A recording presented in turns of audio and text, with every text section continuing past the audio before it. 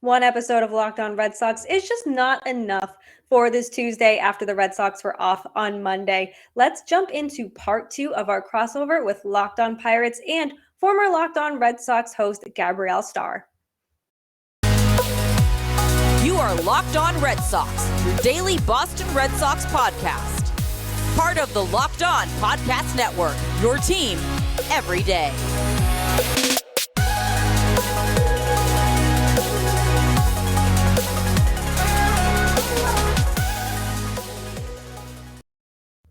Thank you for making Locked On Red Sox your first listen of every single day. And like I mentioned in the intro, this is part two. If you missed part one, be sure to check it out. There's a lot of great baseball talk with the trade deadline.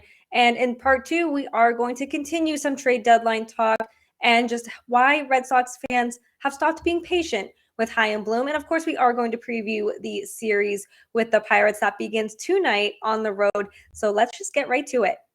I mean, from an outsider's perspective, I'm like, okay, like I see what it is because the Pirates are also dealing with the same thing. Earlier this year, they dealt with a plethora of injuries, but the young guys came up. So imagine this. You get all these prospects that come up. There's a fire that lights under the entire team. They start doing a bunch of stuff. They beat the Yankees 2 out of 3 games. They go to LA, sweep the Dodgers. It's like, okay, great. But then you bring back Yoshi Tsutsugo, who is batting under the Mendoza line. You still have Josh Van Meter, who's batting under the Mendoza line, and you're still doing all this stuff. So from an outsider's perspective of like where the Pirates are, I always ask every host who I do a crossover with this, what can you tell listeners of my podcast and Pirates fans in general, or even just tell me about the proverbial light at the end of the tunnel to even, and I will take this, I promise, I will take this, to get to the position where the Red Sox are right now. Oh, man. I would take that right now. Lauren, you do not understand. I would take being where you guys are right now in the current position you're in. I would just say be patient. And that's rich coming from me. I am the least patient person in this world. But I mean, the talent is there, right? Like it's the prospects are there. So I hate saying be patient. And that's probably rich coming from a Red Sox fan too. But it's the light is there. If you can't see it, it's there. And each day that passes, you're one day closer to seeing that light. And that's the most optimistic I can be for poor Pirates fans. Well, and the thing is, too, is what I'm hoping is Ben Cherington taps into that 2013 Boston Red Sox era that he had with you guys at some point, because I'm like, okay, dude, this is year 3 that you've been here, right? At some point, you got to start seeing progress. You got to start seeing some of your guys, not Neil Huntington's guys, because a lot of people get this twisted about the Pirates. Ke'Bryan Hayes and O'Neal Cruz and Brian Reynolds were a product of Neil Huntington's moves. Ben Cherington just inherited that. I need at some point for you to say, this team has enough talent on it to go spend some money. Like, just go, like, who cares? Like, people want to blame it on Bob Nutting. I promise you, Bob Nutting just bought a whiskey company. I don't think he has any issue throwing $10 million at a first baseman who can actually play. But shout out to Boston legend Michael Chavis for everything he does for the Pittsburgh Pirates every single day.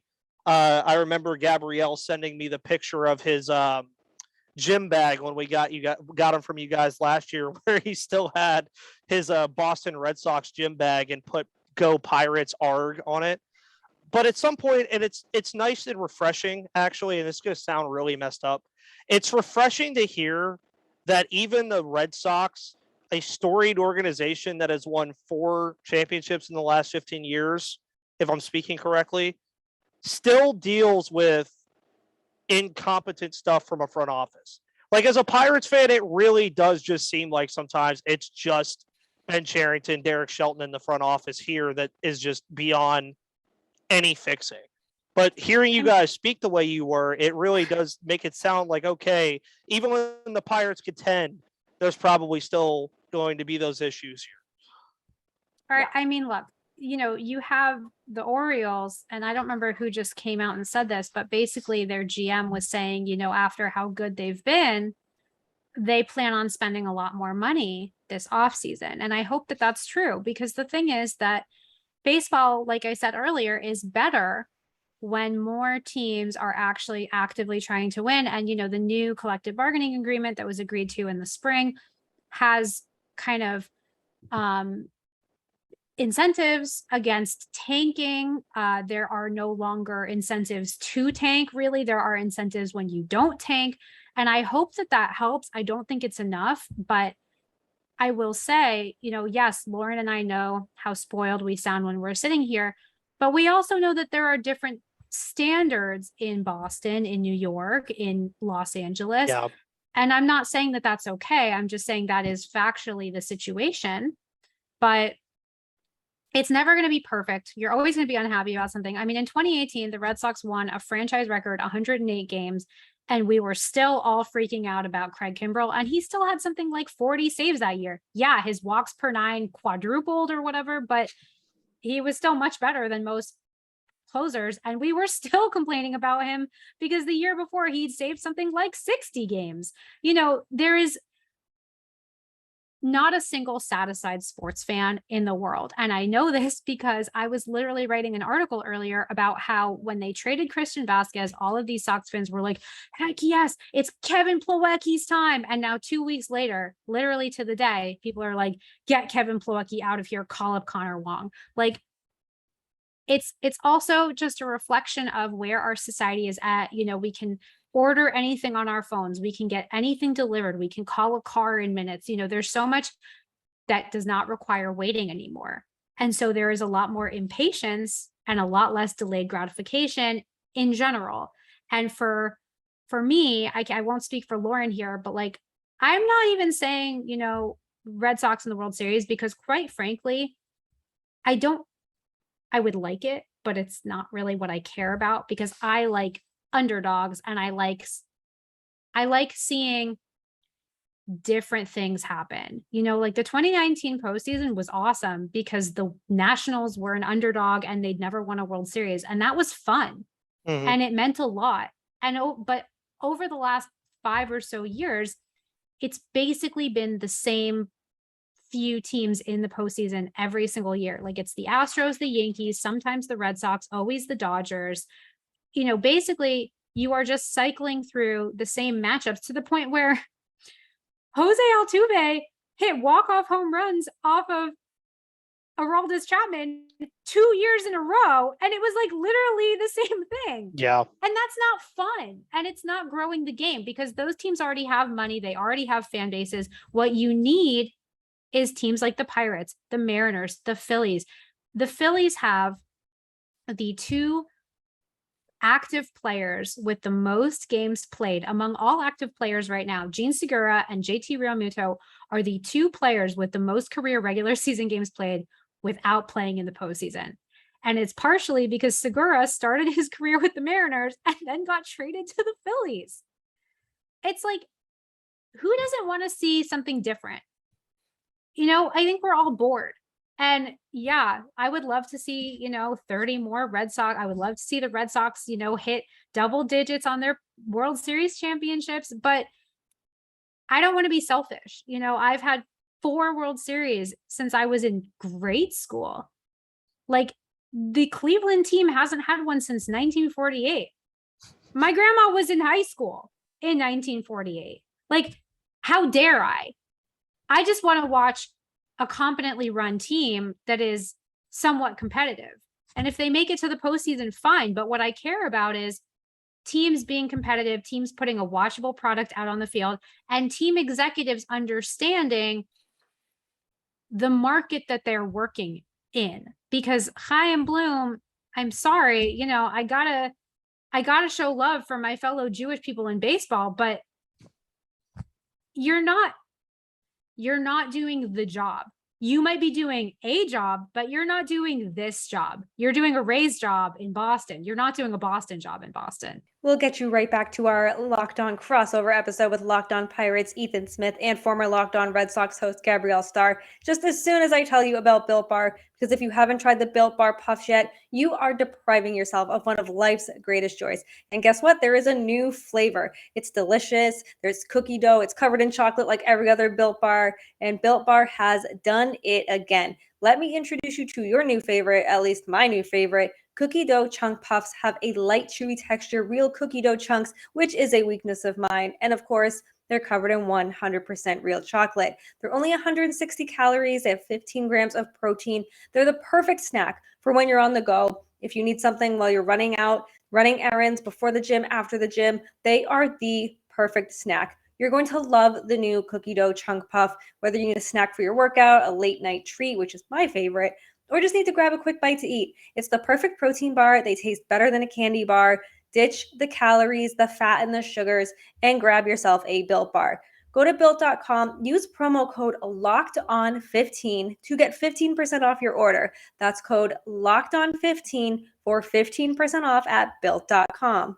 Speaking of trying to put watchable product on the field, the Field of Dreams game, the Field of Dreams game, which is supposed to be a lot of fun. Like Field of Dreams, like we grew up on that movie. Yes. That's so nostalgic. They even had, a lot of thoughts. Ken Griffey Jr., Ken Griffey Sr. out there with the iconic, "Hey Dad, want to have a catch?" They built it up so well, I thought, and the product, I didn't watch a minute of the game. I'm not going to lie. But I wanted to be excited, but I can't get excited when it's the Reds and the Cubs and two teams that are not competitive, two teams that maybe could be competitive.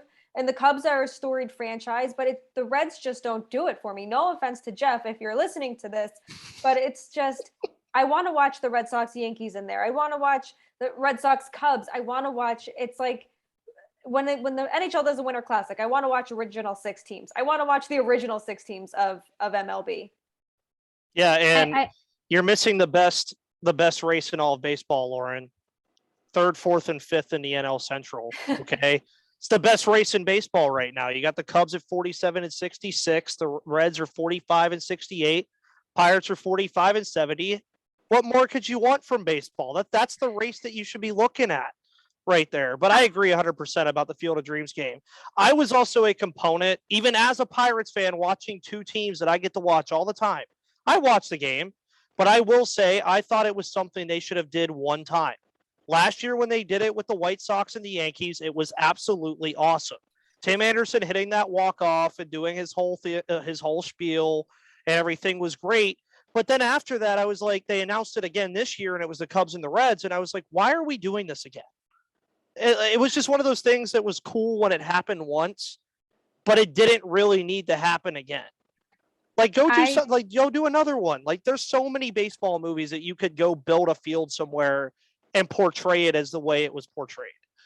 Not even that, but like, first of all,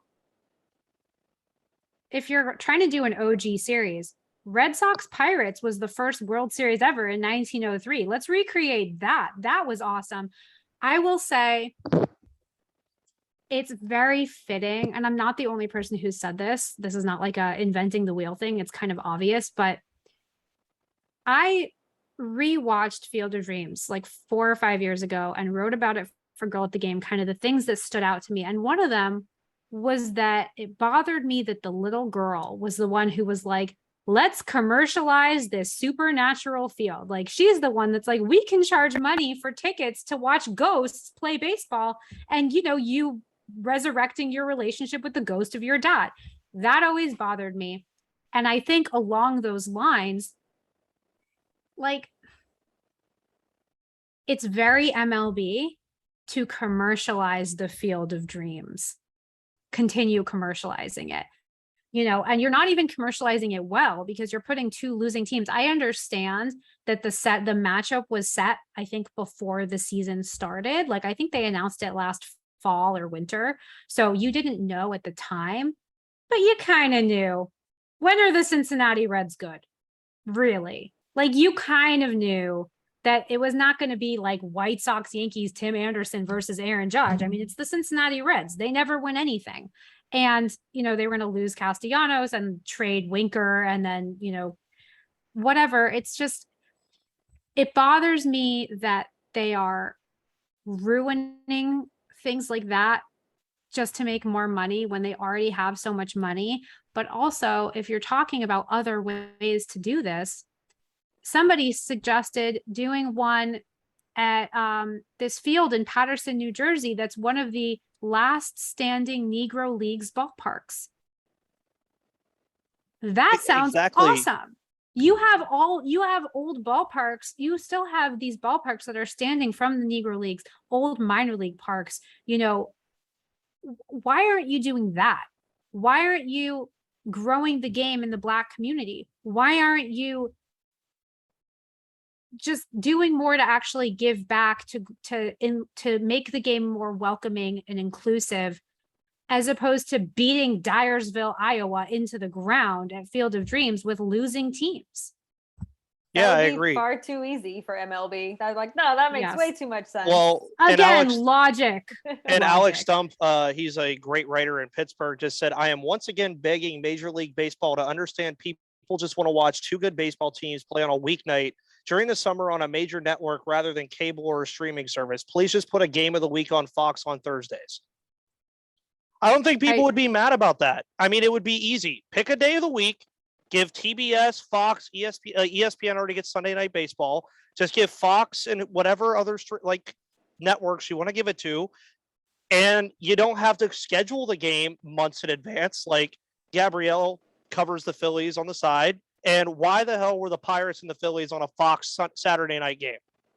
That was the stupidest thing they could have ever did. It was boring. There was nothing going on. The Phillies trounced the Pirates. That's just me getting a rant out. But why not do it? The ballpark, by the way, is Hinchcliffe Stadium in Paterson, New Jersey. Yep.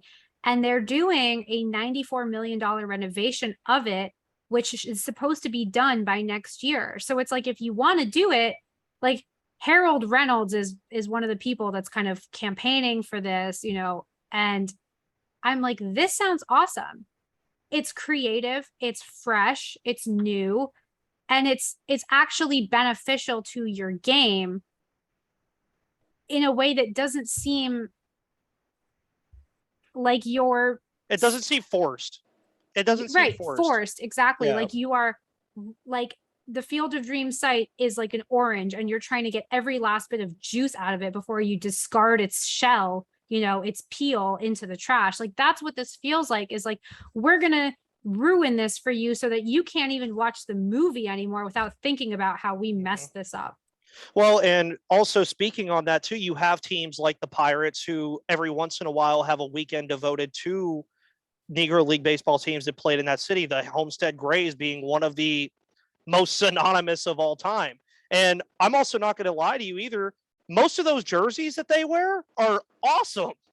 Like they're like all gray. You got like blue or red as a color. They're awesome. They look old timey. They're great. And it would be a great way, as Gabrielle said, to not only reflect on every single major person from the Negro Leagues that influenced all these guys that get to play today, but also it's something that if you announce this randomly, like just a random announcement, like, oh, on August whatever, like we're going to play a game here, people would love it. I think it would be great. I think people would love it. They would eat it alive. I think it would be awesome. And it would help grow the game in so many other ways too, because again, if you want to push the big market thing, people from New York would come down there and watch that game, I'm sure. People from Massachusetts would probably come down and watch that game, I'm sure.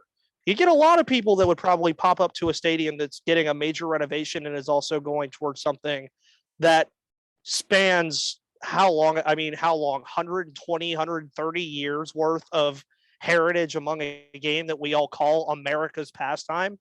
Like, that'd be awesome. I actually love that idea. I think that's great. Reynolds was literally wearing a Homestead Grays jersey when talking about this recently. And I'm like, yeah, you can have Bob Kendrick, the president of the Negro Leagues Museum, doing doing analyst work for the game. You can raise money for the Negro Leagues Museum, which is trying to do this new thing for Buck O'Neil. I feel like in general, MLB prefers to ruin things instead of create things. Like, Preach. They want to make it harder to enjoy baseball than to make baseball more enjoyable. And I don't much. I really, yeah, it's like you go on Twitter is free marketing research for them. It's like, all we want is to be able to afford to go to games and to not be blacked out in 17 different states from 14 different ball games that are not even in our state. And I really don't think that that's too much to ask. And MLB's like, no. Like, they're like, congratulations, we've just added paper straws to our ballpark. I'm like, right, but none of us can afford to go to your ballpark, so it doesn't really matter what kind of freaking straw you're giving us with our $13 soda. I was gonna say, no one can afford the drinks that they give the paper straws with anyway. But as much as we want to see better product, I think that's a consensus among many baseball fans. We just want a better product on the field. We want more accessibility. We are having a grand old time here on Locked On Red Sox and Locked On Pirates. We'll get right back to our crossover episode just as soon as I tell you about BetOnline, because betonline.net is the fastest and the easiest way to check in on all of your betting needs. Find all your favorite sports and events at the #1 online source for odds, lines, and games. Find reviews and news of every league, including MLB, NFL, NBA, NHL, which both are returning very, very soon, combat sports, esports, and even golf. BetOnline continues to be the online source for all of your sports wagering information. From live in-game betting, scores, and podcasts, they have you covered. Head to BetOnline today or use your mobile device to learn more about all the action that's happening right now. That's BetOnline, where the game starts. To games, but let's wrap this up here. What we expect from this series with the Red Sox and the Pirates. We probably should talk a little bit about the series. We'll end the show on the Pirates chatter. But I'm a simple gal. I'll take 2 out of 3, whatever it is. My expectations are not high anymore. They are what they are. I am at the IDGAF stage of baseball. Like, I don't care what happens. They lose the next 50 games, they do. If they win the next 50, awesome. My mood is not going to change either way. I will go ahead and I'm tell dead you, I think that's inside. what happened. I think that's what's going to happen. I think the Red Sox win 2 out of 3. I think the Pirates just play better at home. For some reason, it's this weird thing. Maybe it's they play in the most beautiful park in baseball. Maybe you should actually put a winning team in it. But Fenway is, of course, a very, very close second. Very, very close second. But yeah, I think the Pirates do steal 1 game. But even then, I think that's a big win for the Red Sox to win 2 out of 3 back-to-back series. And then for your Red Sox fans, hey, you got a bunch of series against the AL East coming up. So keep it hot while you got it. Yeah, I mean, I think Lauren can agree that the Red Sox have this funny problem where they will take 2 of 3 from the Yankees, but suck against teams like the Royals. And like, I would love to take 2 out of 3. I also could totally see them going like 1 for 3, just like losing in the most absurdly dumb fashion, because they love to do that, where it's like, they're one of, if not the worst teams at scoring, like driving in runs. Like their numbers hitting, their situational hitting is appalling. They are truly their own worst enemy. So I think there is a very good chance that they lose 2 of the 3 games in the series, just on the basis that, like, sometimes it feels like they don't want to win. It is. It's the most mind-boggling thing, this Red Sox team this season. But Gabrielle, thank you so much for joining us. Where can people find you, support your work, find you on Twitter, and all that good stuff? So you guys can find me on BoSoxInjection.com. It's Fansided's Red Sox site. I am its editor, and you can find me on Twitter at GFSTAR1. And if you're a Red Sox fan, you're probably either already following me or you have me blocked, and either one is totally fine. Thank you so much for, like I said, joining us, jumping on here to your former Anytime, Red Sox guys. podcast. We really appreciate it. And Ethan, where can people find you in your sad Pirates takes? Well, at MVP_Ethan is where you can see me fawn over the legend that is George Pickens already in Pittsburgh. But also, I'm a Brian Reynolds stan. I've advocated for them keeping him. I think they're going to keep him. So if you want the slightest amount of optimism about the Pittsburgh Pirates or baseball in general, come see me. Awesome. So that wraps up this lovely crossover plus Gabrielle. So we'll see how this series goes. I'm hoping it's 2 out of 3, but we'll revisit this, maybe get some old takes exposed on this. But thank you for making Locked On Red Sox and Locked On Pirates your first listen of every day. We'll see you tomorrow. Hopefully it's a Red Sox win that we can recap. We hope you enjoyed this crossover episode with Locked On Pirates Ethan Smith and former Locked On Red Sox host Gabrielle Starr. It was such a fun episode. Love talking baseball with those two.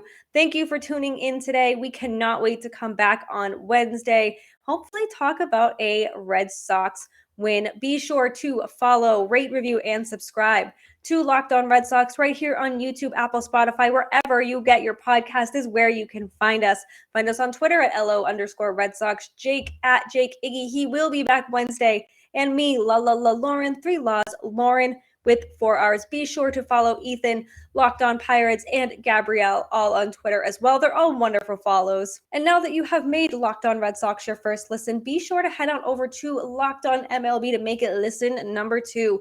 Paul Francis Sullivan, just call him Sully, good friend of mine, friend of the pod, friend of the Locked On Network, brings you his unique perspective using humor, using knowledge to provide unique insight to the major leagues, both past and present. It's free and available wherever you get your podcast. YouTube, Apple, Spotify, just like Locked On Red Sox is where you can find Locked On MLB. Have a wonderful day. We will see you Wednesday. And as always, let's go Red Sox.